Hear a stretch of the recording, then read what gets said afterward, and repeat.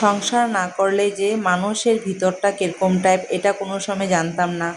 তো হ্যালো বন্ধুরা, কি খবর তুমগো? Welcome to my channel. তো আমি আইছি দেখো সকালের কাজ নিয়ে। তো সকালে তো ঘুম থেকে উঠে জানোই আমার কাজকর্ম কি, সকালে শিউলি ফুল তোলা আর কয়েকটা ফুল আসছিল, এইগুলোও আমি তুলছি। আর তোলার পরে সকাল সকাল তো সবের এইসব কামই থাকে, ফুল তোলা, ঘর ঝাড়ু দেওয়া, ঠাকুর পূজা দেওয়া, ঠিক না? তো আমার পাকঘরে বেশি কাম থাকে না সকাল টাইমে, রাত্রেবেলায় আধা আধা কাম করে থুয়ে দিই। তো সকালবেলা আমার বেশি যাইতে লাগে না বলে আমি ঠাকুর ঘরটার দিকে মানে ঠাকুরের বাসন ধুই, ঠাকুরের ফুল উঠাই। তো দেখতেই আসো আমি এগুলা কাজকর্ম করতেছিলাম। তো আমি এই কথাটা কেন কইছি যে সংসার করতে করতে যে মানুষকে চেনা যায়, একদম ঠিক। সংসার করতে করতেই বুঝলাম যে তোমার সামনে মানুষ একরকম থাকে আর বাইরে একরকম থাকে।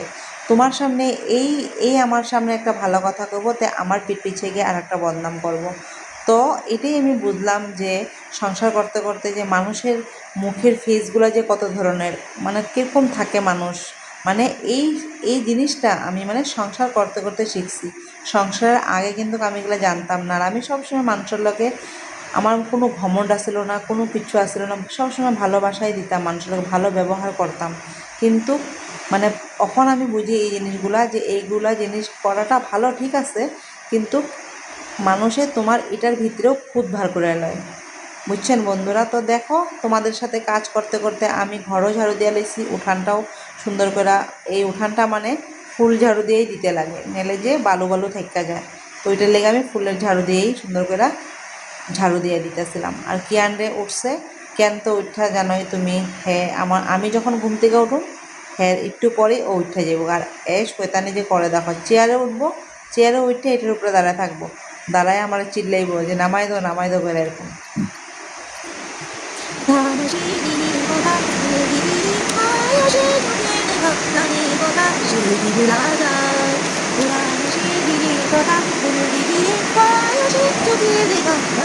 তো সকালবেলা আমি মানে এরকমভাবে একটু রেওয়াজ করি, একলাই খালি গলাতেই, কোনো হারমোনিয়াম ছাড়া।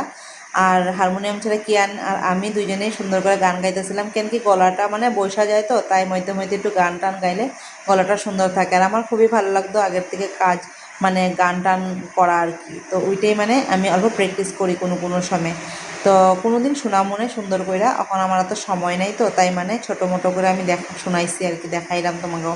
তো স্নান কইরাও আয়া পড়লাম, আয়া ঠাকুরের তুলসীর গাছে জল দিয়া, ঠাকুরের নমস্কার দিয়া, ঠাকুরের ফুল উল দিয়া, তুলসীর ফুল দুল দিয়া আমার ঠাকুর পূজাটা কমপ্লিট করছি। কমপ্লিট করার পর গিয়া অল্প চা খাইছি, সকালে খালি পেটে থাকাটা বেশি ভালো না, তাই একটু চা খাইয়া লইলাম। আর চা খাইতে খাইতে তোমাদের সাথে একটু শেয়ার করে নিলাম, বুঝছো? আর আমি সকালবেলা বেশিরভাগ লাল চাই খাই। তোমরা কি চা খাও? আর তোমরা যদি দুধ চাও খাও, কোনোদিনও খাইও না বন্ধুরা, প্লিজ তোমরা লাল চা খাওয়াটা অভ্যাস করে নিও। তারপরে দেখো আমি রুটিগুলারে ডোলে আগের থেকে ডুলে রাখা হয়েছিল, কিন্তু পরে দিয়ে আমি রুটিগুলো বানাইছি আর কি। তো রুটিগুলো বানাইছি আর সকালবেলা মানে রুটিটাই খামো আর কি। এইটা কালকের ভিডিও, বিকজ সানডে আমি কোনো ব্লগ দিই নেই, তো কালকের ভিডিওটা আমি দিতেছি। তো এইদিকে দেখো রুটি আমার বানানো শেষ। সৃষ্টি নেই তার জন্য